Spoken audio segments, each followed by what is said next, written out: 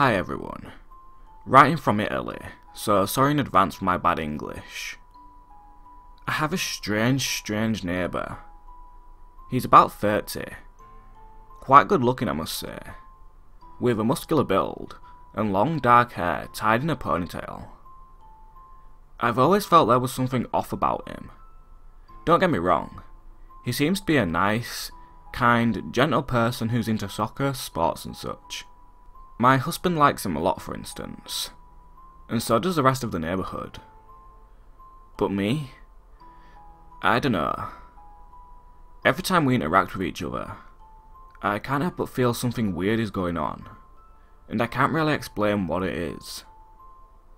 He's always alone for one. He lives alone. Every now and then he brings a girl along to spend the night or evening, but that's it. No friends. Nobody else. This guy goes out every night, about 10:30 PM. He gets back a couple of hours later, calls his 2 cats who are usually hanging around on his lawn, and locks himself in. The cats adore him by the way, and it looks like the feeling is mutual. One summer night, I decided it was too hot to sleep inside, and just went outside to smoke a cig. In the meantime, my neighbour got back, without noticing I was awake, and just a few feet away, calmly got to his door, and opened it. His 2 cats just run to him loudly purring, so he sat on the doormat and started to play with them and pet them. I thought nothing of it at first, but then, in the dead silence of the night, I realised he wasn't just petting them. He was also whispering something to them, very gently, while stroking and rubbing their tummy. At first I couldn't make out what he was saying, so I walked near to the fence and just focused on the sound, hoping to understand his words. I felt really stupid at first, but not for long, because I finally grasped his speech. You see buddy, it was it watching you in the dark. It always has been. They all have to die, you know. We have to cut them. Yes, yes. You will feast on them. You have to do it. I really hope the guy has just a very dark sense of humour. Maybe he figured I was spying on him and just wanted to pay me back. But then again, since that night, my feeling of unease has grew even worse. Always alone. Always so gentle and kind. Always smiling. Always looking after those 2 damn cats, which are possibly even creepier than him. No wonder they love him so much. Several years ago in the mid-80s, at a small neighbourhood grocery store I worked at, I had recently become an assistant manager at the store, and was working until close by myself. Our store was in a suburban neighbourhood, and it was on the edge of town, meaning about 10 minutes to the right was a more populated area, with a McDonald's and a strip mall, and 5 minutes to the left was going into rural farm areas. We were located in a part that was a mix of business and houses. We were the only business in our area still open, and we were surrounded by doctor offices, a dentist, and an insurance office that closed earlier in the day. It was a Friday night and a couple of the employees I was supposed to work with had either called off or went home early if I recall correctly.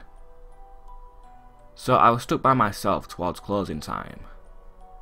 Not that it was a big deal, as our store was rather small compared to the big box grocery stores that were starting to crop up around the area. Business was winding down, and I was excited that it was about 9 PM, as I was planning to meet up with some friends at an under 21 club later that night. It was late fall. As I remember, it was getting dark around 5 PM. I was about to lock up in a few minutes, and decided it was a good time to take a bathroom break. Now our store bathroom was one of those occupancy toilet rooms, where you had to lock the door when you were using it. There was a block window towards the top that was frosted, so people couldn't look in, but I noticed the shape of a face pressed against the window. I let out a slight scream, and the shape moved away. I stayed frozen out of fear in the bathroom. About a minute later, I heard footsteps come by the bathroom door and saw the handle jiggle back and forth. My heart was thumping so hard, I thought I was going to have a heart attack right there. Then it stopped, and I heard the footsteps walk away. Now, for some reason, I thought maybe I was being irrational, and it was a last-minute customer who came in to use the restroom. Despite the creepy face I saw in the window, which is the side edge of the store property where customers don't go. So I mustered up the courage to walk back out into the store. I didn't see anybody, so I quickly locked the door and did a quick sweep by the aisles to make sure no one was in the store. I flipped the sign to say closed and dimmed the lights.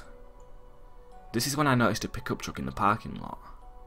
It was parked towards the ends of the lot where my car was, but it was facing the store, and suddenly flicked its headlights on and off towards the store. I ran into our small office and was freaking out. I wanted to call the police, but our store owner had always discouraged us to not call the police, even if we were robbed, to just hand over the cash in the register. His philosophy was calling the police would bring negative attention to the store, and saying that we were unsafe. Customers would go elsewhere, and his insurance rates would go up. So here is a guy, in a truck, obviously up to no good, and he's between my car and the store, so I can't even make a run for my car. And was it just one guy? Or more? I wasn't sure if he was signalling at me, or someone outside. I couldn't tell. Would they break in and come after me? My heart was going crazy, and I was thinking irrationally. I was thinking of all the places I could potentially hide in the store, and then I got an idea. Our truck loading dock was around the back and was a way out. I opened it and made a run for it, running through people's backyards all the way home. I told my family, who did call the police, and my family drove back to the store in the middle of the night to get my car. There were no other cars in the lot other than mine, so the truck left at some point. The police weren't sure if they had come to rob me, or for me, since I was working alone.